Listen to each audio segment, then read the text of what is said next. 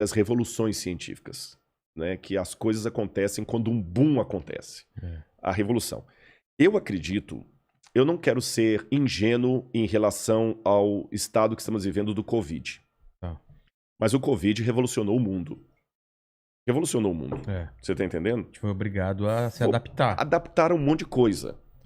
E sempre após uma crise, alguma coisa acontece. Apesar de eu não ser, como falei, ingênuo a ponto de acreditar naqueles mantras, agora o pessoal ficou mais solidário, o pessoal ficou mais otimista, mais legal, mais da hora. Não, pelo contrário. Agora que as crises afloraram mais ainda. Agora que tem um monte de marido matando mulher, mulher matando marido, professora desesperada pedindo a escola para levar os meninos de volta. Mas apesar disso... Casamento terminando, gente não aguentando mais conviver. Essas crises também produzem heróis. Eu vou contar uma coisinha para você.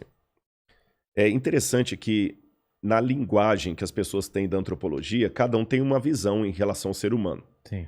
Aqueles que seguem mais a ideia de Rousseau, que escreveu o Emílio, Rousseau era um camarada super otimista. O que o Rousseau falava em síntese? O ser humano, ele nasce bom. A sociedade que o corrompe.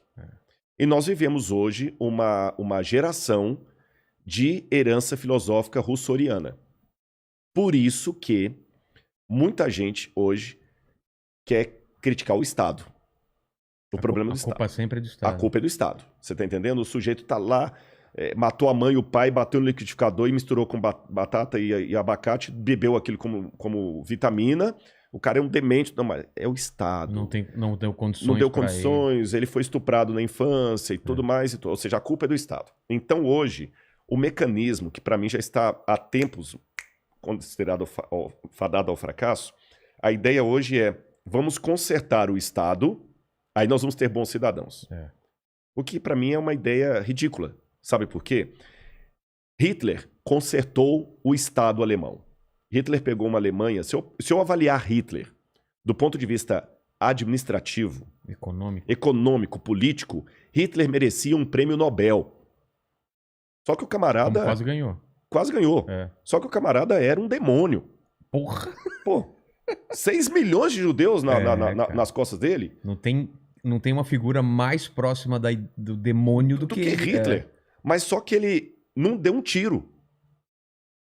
A gente fala muito do Hitler, mas esquece que Hitler não deu um tiro. É verdade. Ele não assassinou diretamente ninguém. É o poder da palavra, das ideias. Das ideias, numa Alemanha que é o berço da cultura. Pelo menos não eram burros, eram pessoas cultas. Pelo contrário, até hoje. Um dos meus doutorados é em teologia. Então... E a gente, para fazer doutorado em teologia, você tem que estudar pelo menos um pouco de alemão, porque tem palavras em alemão que não se traduzem na filosofia e na teologia. Que é impossível, né? Não, a Alemanha... quer dizer uma coisa e aquilo... E é só aquilo em alemão. Você entendeu? Zeitgeist. Zeitgeist, o espírito do tempo. E né? mesmo assim não é o significado mesmo. Não é. Schadenfreude, que é uma alegria na desgraça.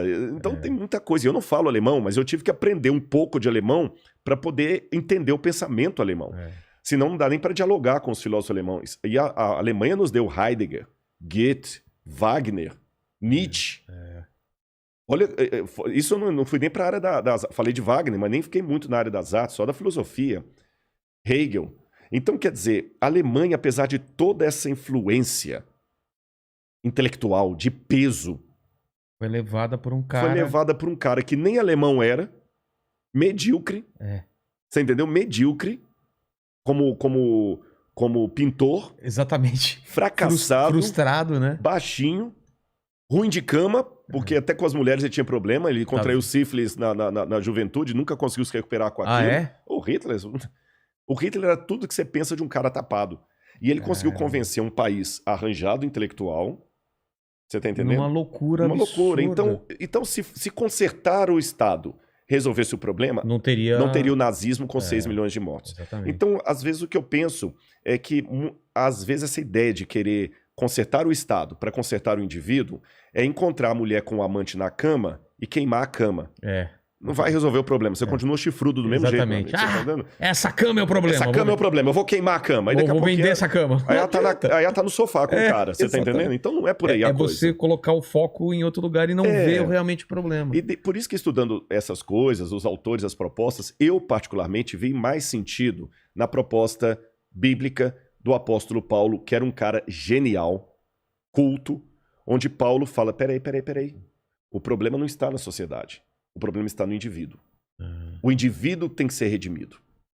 Se você não levar redenção para o indivíduo, você pode dar comida para ele, cultura, educação, tudo, ele vai virar um monstro. E Paulo tinha razões para falar isso, porque ele estava sentenciado à morte por um cara chamado Nero, que teve tudo na vida que Paulo não teve e muita gente não teve.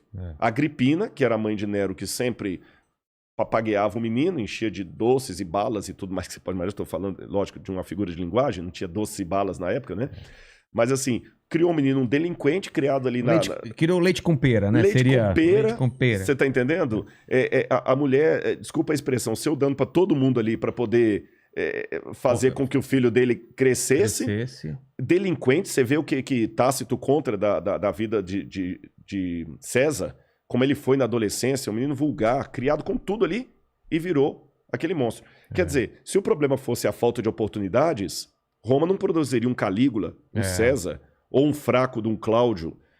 Então, eu prefiro entre Paulo, o apóstolo, e Rousseau, o filósofo, para mim faz mais sentido Paulo. Sabe por quê? Agora eu vou na questão empírica.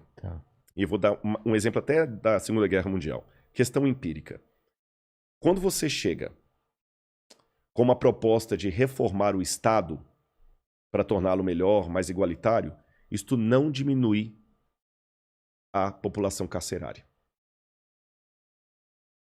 Mas quando você joga uma Bíblia lá dentro, você tem um monte de ex-bandidos que agora você pode confiar a sua casa com o cofre aberto na mão dele que ele não faz mais nada. E eu nunca vi gente falando sobre isso como uma coisa real, porque é real isso. Exatamente. É real. É real. E por quê? É isso que tá aí. É a transformação do indivíduo. E é isso que eu desafio o pessoal, a transformação do indivíduo. As pessoas não querem se transformar. Isso aqui eu aprendi até nem foi só com a Bíblia, não. Foi com a cultura hindu. A Shinavanda falava, por exemplo, que para a árvore macieira continuar vivendo, ela tem que soltar as folhas dela e as maçãs dela e se deixar renovar pelo outono e o inverno, até a primavera. E ele fala, o ser humano é a única árvore que no outono não quer soltar as folhas. É a metáfora para que não soltar as folhas seria o quê? Não se despir de... Não se despir de preconceitos, de mudança de vida. O máximo que a gente quer é ser melhor cidadão, melhor pai, melhor filho, melhor aluno. Mas a Bíblia fala que eu não preciso ser melhor cidadão, eu preciso ser nova criatura. A proposta bíblica é mais radical, é rasgar o Rodrigo. Por isso que Jesus falou uma vez com Nicodemos, falta uma coisa para você, Nicodemos, você tem que nascer da água e do Espírito. Como nascer da água? Eu vou voltar para a barriga da minha mãe e nascer de novo? Jesus, Nicodemos, aí que tá, meu filho. Jesus também é um cara bem-humorado, eu falei isso com você. Então, a gente estava conversando sobre isso. Ele falou, olha, se eu tô falando das coisas da terra, você não está entendendo, como é que você quer que eu te fale do céu? Aí ele usava metáfora, parábola, exagero. E Jesus jogou direto. Mas são as ferramentas que a gente usa para fazer piada. Exatamente. Só que não parecem piadas porque ressoavam na época, né? Não é? O que eu vou falar aqui vai surpreender muito. Jesus não era um comediante. Mas ele usava a mesma ferramenta dos comediantes para atrair a atenção das pessoas. E ele desafiava. Jesus despia você